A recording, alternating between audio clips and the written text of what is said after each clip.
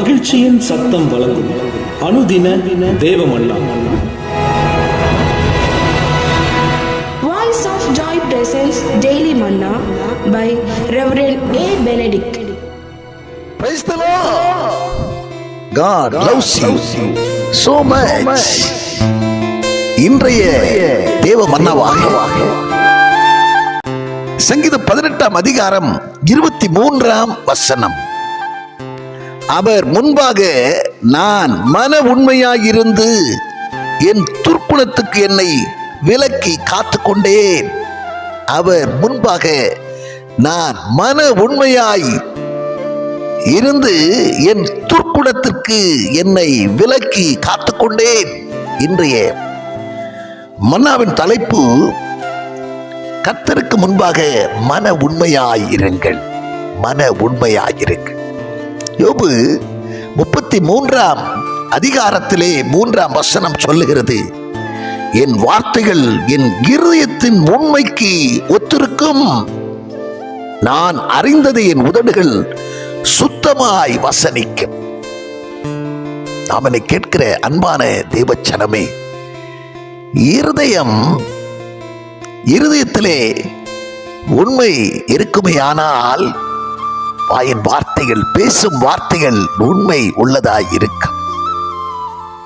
தாவீது பக்தன் சொல்லுகிறான், என் வாயின் வார்த்தைகளும் இருதயத்தின் தியானமும் உமக்கு முன்பாய் பிரீதியாய் இருப்பதாக என்று வேண்டிக் கொள்ளுகிறதை நாம் பார்க்கிறோம்.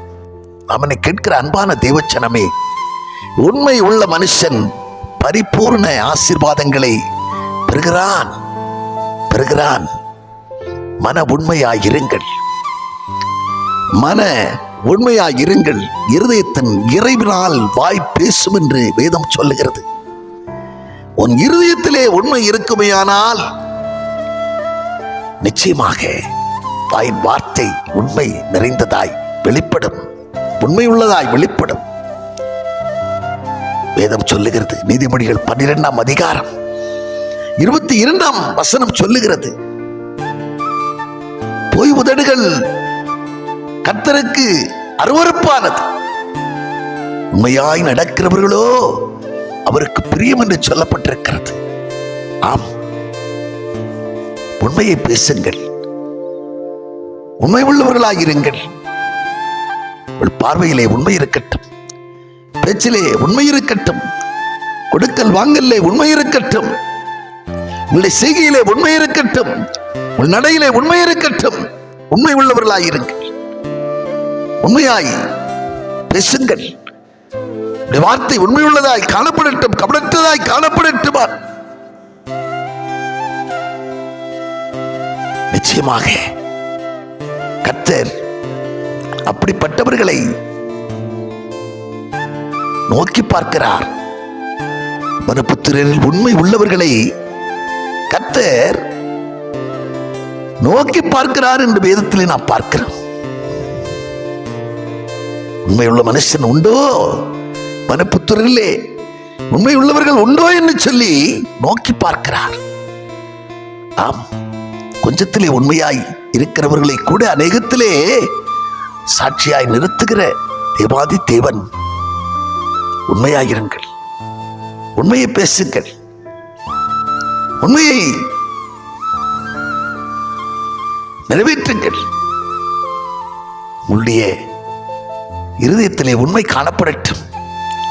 வாயின் வார்த்தை நிச்சயமாக உண்மையாய் வெளிப்படும்.